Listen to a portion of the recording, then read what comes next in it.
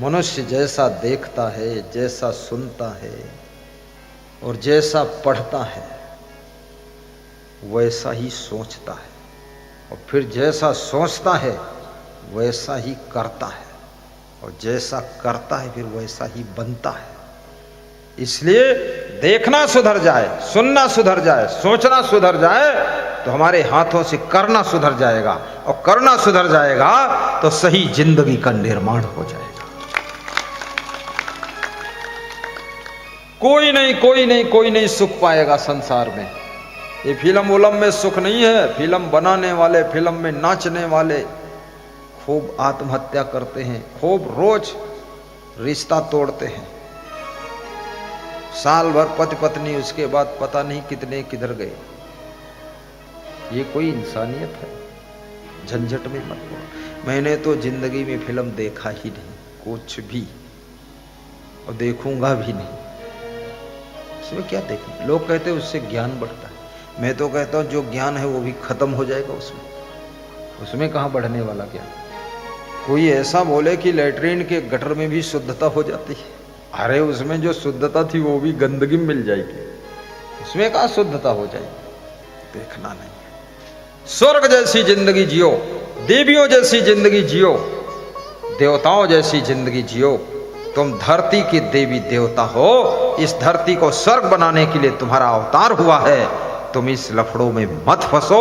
अपनी जिंदगी को नए नूतन तरीके से जियो और अपनी जिंदगी को बंदगी में बदल दो, और जिंदगी की गंदगी निकाल दो, और जिंदगी को धन्य कर दो।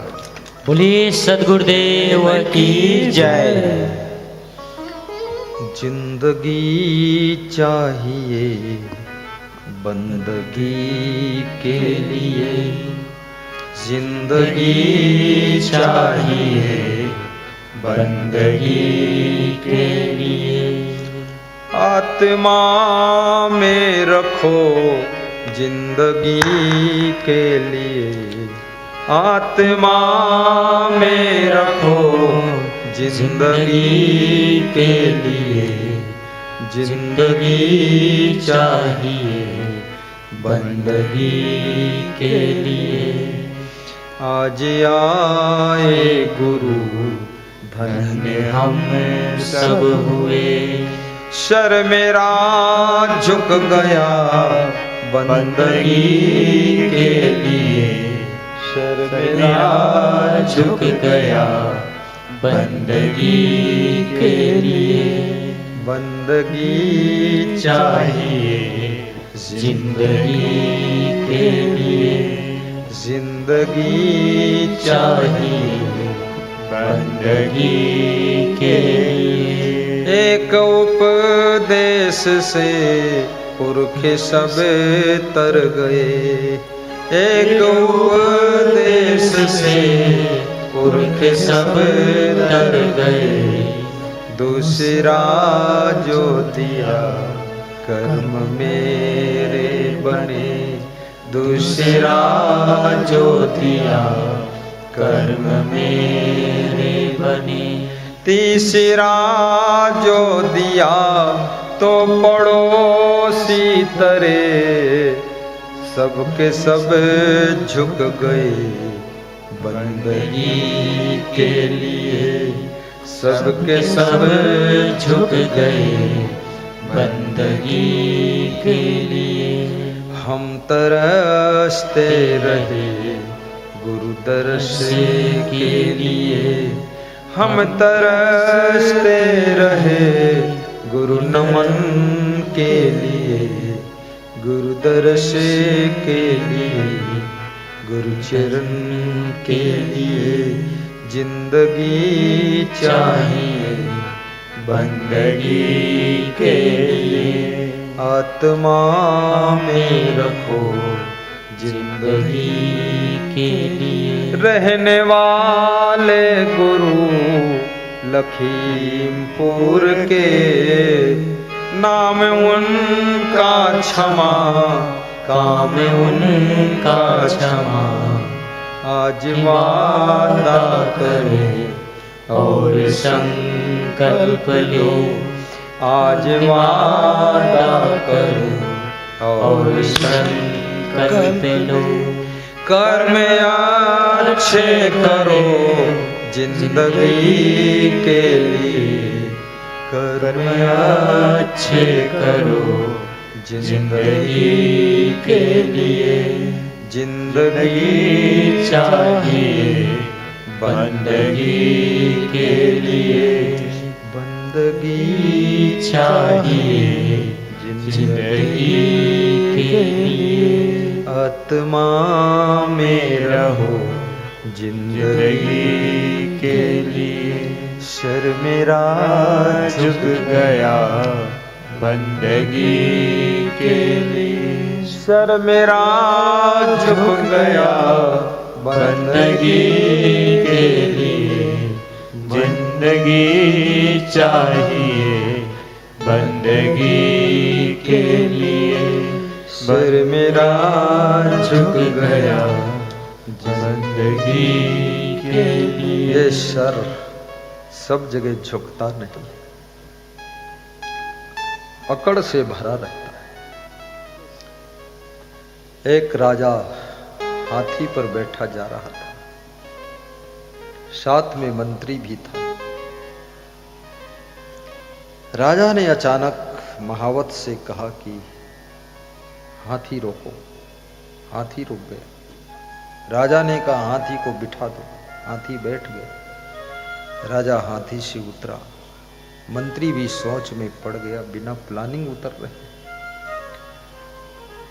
दूर एक पीपल के पेड़ के नीचे साधु बैठा ध्यान कर रहा था। उस साधु के पास जाकर राजा ने प्रणाम किया, सिर झुका दिया चरणों में। उस साधु ने राजा का सिर पकड़कर उठाया। मंत्री को बहुत गुस्सा आई कि जहां देखो वहां सिर झुकाते, ये कौन तरीका है? आप राजा हैं, सारी दुनिया आपको सिर झुकाती है, आप यहां सिर झुकाते हैं। अरे ये साधु को क्यों सिर झुकाया? तो राजा ने कहा कि गुस्सा मत हो, इसका उत्तर दूंगा। एक सप्ताह बीत गया।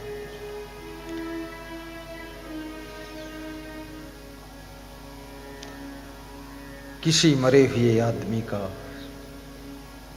कटा हुआ सिर राजा ने उस मंत्री को सुपुर्द किया और कहा कि इस सिर को बेच कर आ जाओ, जितने रुपये में बिके बेच देना। बाजार में लेकर मंत्री गया। जिसकी दुकान पर पहुंचता था कटा हुआ सिर मनुष्य का, दुकानदार क्षमा मांगता था, यहां से कृपया चले जाइए, अन्यथा ये 307 का केस हम पर भी लग जाए। अरे बोले बेचना है खरीद लो।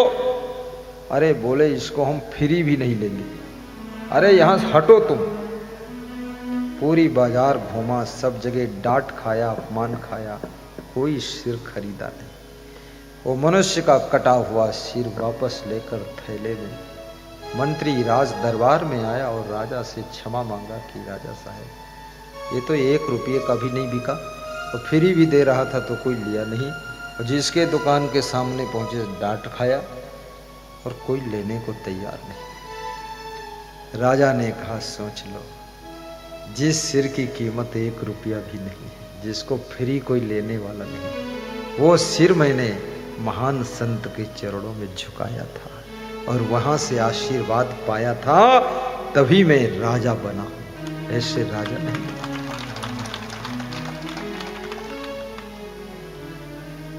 वास्तव में राजा बनो, राजनीति करो, लेकिन आपका सिर किसी महान संत के चरणों में झुकना चाहिए, ताकि ये अहंकार जो अंदर भरा है ये सब गिर जाना चाहिए।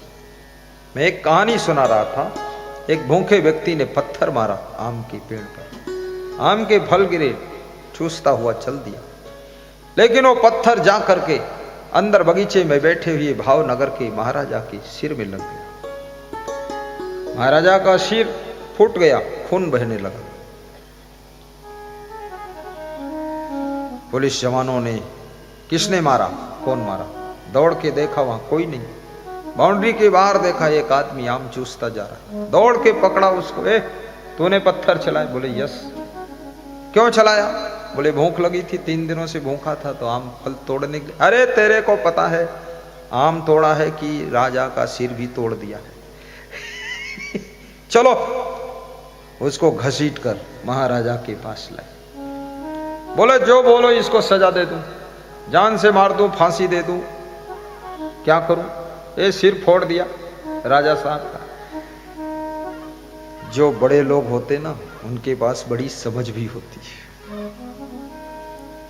भावनगर के महाराजा ने पूछा कि भाई साहब आपने ये पत्थर मेरे क्यों मारा है? तो उस गरीब आदमी ने कहा कि मैंने आम के पेड़ में मारा था, आपको नहीं मारा था। बाउंड्री थी, आप अंदर बैठे थे, मुझे पता नहीं था, वो पत्थर गया आपके लग गया। तो बोले आम के पेड़ में मारा तो क्या हुआ? बोले 4-5 आम के फल गिरे तो मैं उठाकर चूस रहा था। मैं आपकी प्रजा हूं, आपका बालक हूं, भूखा था, तोड़ लिया, राजा का बेटा हूं। तो राजा ने हंस करके कहा, जब आम के पेड़ में पत्थर मारा तो आम के पेड़ ने 2-4 आम के फल दिया, और वही पत्थर राजा के सिर में लगा और सिर फूट गया। तो राजा अगर इसको सजा दे दे तो क्या आम के पेड़ से भी ये राजा गिरा गुजरा है? नहीं, सजा नहीं दूंगा। तू इतना गरीब है, 3 दिनों से भूखा था, ले तेरे को मैं अपने दरबार में नौकरी भी देता हूं और साथ में तेरी गरीबी का भी इंतजाम कर देता हूं। तो सिपाही हंसने लगे, अरे इस तरह सिर फोड़ने वालों को नौकरी मिलेगी तो सभी सिर फोड़ देंगे आपका। बोले नहीं, इसका कारण समझना है, दयालु है राजा।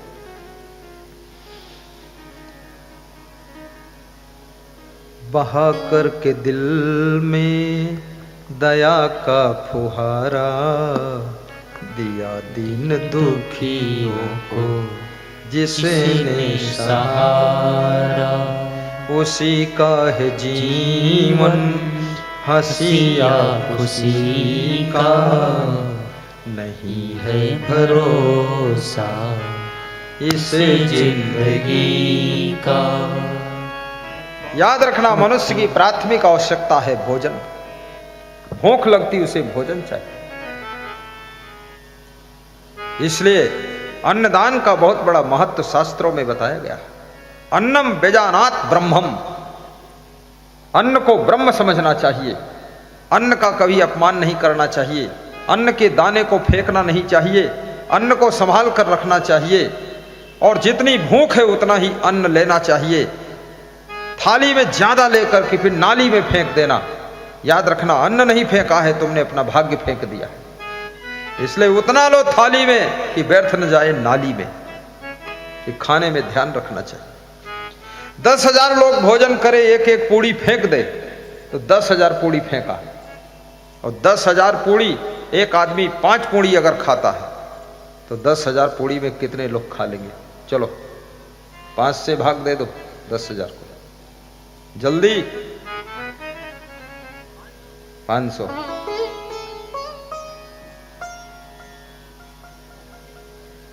उल्टा लगाते गणित, गुरु को भी इधर उधर करते। अरे 5 पूड़ी एक आदमी खाता है तो 10,000 पूड़ी कितने लोग खाएंगे? ये निकालना। 2,000, 2 पंचे 10। अब गणित सही आई। अरे ये मध्य प्रदेश है, गणित गलत बोलोगे सुधारी जाएगी। 2,000 आदमियों का भोजन तुमने फेंका है। किसी के विवाह में जाइए, उतना रसगुल्ला लीजिए जितना खाना है, ज्यादा ले लिया लालच में, दमादम मस्त कलंदर, आया है बड़ा बंदर, और फेंक दिया जाकर अंदर। बहुत गलत बात है। बेटी के माँ बाप ने कितनी मेहनत से सूखी रोटी खाकर, नंगे पांव चलकर, पैसे कमाकर बेटी के विवाह में भोज हो रहा है, उसमें तुम रसगुल्ले फेंक रहे हो, जलेबी फेंक रहे हो, और वहां कम खाना चाहिए। और ये जो आजकल शादियां चल रही ना, शादियां नहीं है, बर्बादियां है, फालतू खुराफाती खर्चा इसमें, बकवास। दिन में शादी करो सूरज की लाइट में, ये रात में ढम्मम ढम्मम फालतू। दिन में 11 बजे आइए और शाम को 4 बजे विदा हो जाइए। कोई लाइट फाइट झंझट ढम्मम। खोपड़ी पर वो लाद के चलते हैं लाइट, 10-20 औरतों की खोपड़ी गंजी हो गई और रात में डोरी लटकाए जाए, क्या उसमें तमाशा फालतू।